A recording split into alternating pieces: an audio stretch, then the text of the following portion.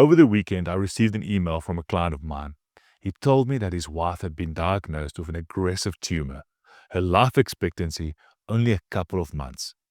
That email hit me hard because just the other day we were sitting in the boardroom together, laughing, talking, and planning. We spoke about their travel plans and what retirement might look like, and the dreams they had together. They both wanted to retire.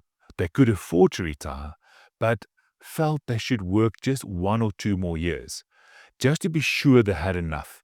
And now, suddenly, those plans didn't exist. Their whole world was disrupted. One of the most common questions I'm asked is, Hardy, how do I know when I have enough? And what surprises most people is that this question almost never comes from those who are struggling. It comes from people who have done everything right. They've worked hard, they've saved consistently, and they've been disciplined for decades. And now, as retirement gets closer, a new concern quietly replaces the old ones. Have I delayed living for too long?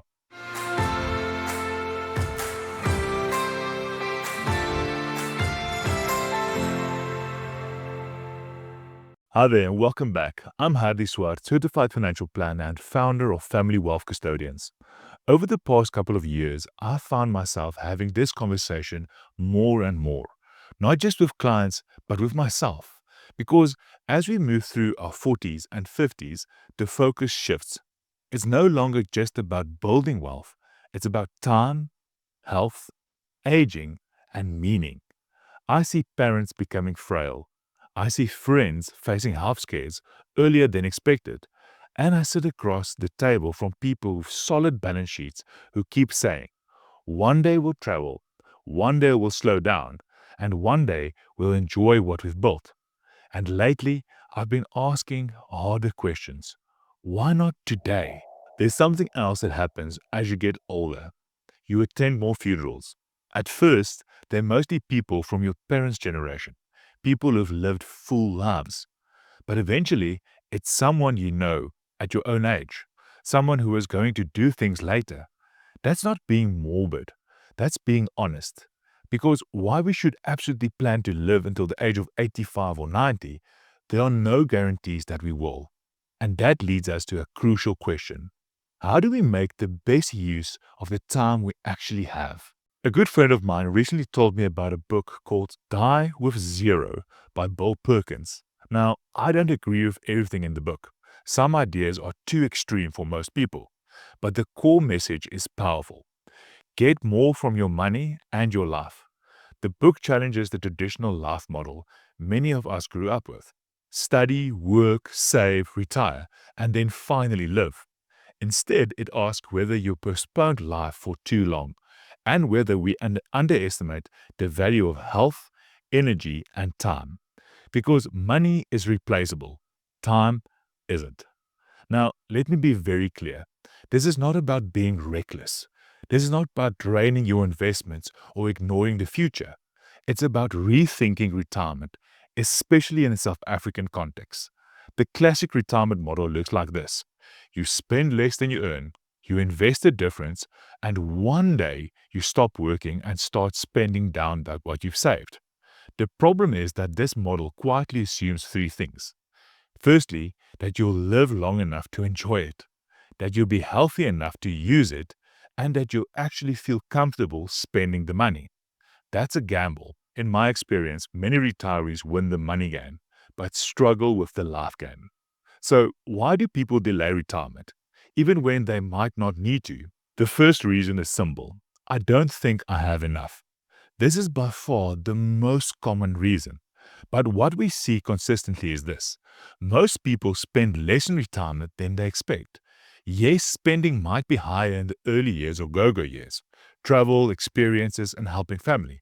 But over time, spending levels out and often declines. Add to that the fact that many retirees still earn some form of income for part-time work, rental income, or pensions, and suddenly the pressure on capital is much lower than expected. Very often, people already have enough. They just don't realize it yet. The second reason is now is a bad time. Markets feel uncertain. Politics feel unstable. The world feels unpredictable, but here's the truth. There is never a perfect time. Every retiree I've worked with has felt this way at some point. Retirement for me is a bit like having children. If you wait until you feel completely ready, it just never happens. The world will always be volatile. Life will always be uncertain. At some point, you have to move forward anyway. The third reason is one people don't talk about enough. I want to know how to fill my time. This one is deeply human. We are so closely tied to our working identities that stepping away feels frightening. But here's the irony. Busy people don't become bored retirees. They become involved grandparents, mentors, volunteers, or travelers, or community builders. In all my years of working with retirees, I've never met someone who genuinely couldn't fill their time meaningfully. Now, let me give you one powerful reason to consider retiring earlier, or at least differently. It's an idea from philosophy. Being aware that life is finite, not in a dark way, but in a clarifying way. Because here's the reality. Your health will never be better than it is today. You'll never have more time with the people you love than you have right now. Life is not a rehearsal, and that awareness should change the way you think and the way you plan. It should make us ask better questions. Could I earn less and live better? Might I already have enough? What am I postponing and why? And is this unnecessary? This isn't about giving up ambition. It's about aligning money with meaning. So reset your assumptions. Don't blindly accept the following: that 65 is the only option, that more money always means more security, and that I'll enjoy life later. Instead, dare to ask, what might already be possible? Over the next 5 videos or so, we're going to explore this in depth. What does enough really mean in South Africa? How to retire gradually instead of abruptly? And how to use money to buy freedom and not fear? And how to design a retirement plan that's about living, not just lasting. If this resonates, subscribe to the channel and join us. And I'd love to hear your story in the comments below. What are you still waiting to do one day? Thanks for watching. I'll see you in the next video. I'm Hardy Swift. This is Family Wealth. Keep investing into your future.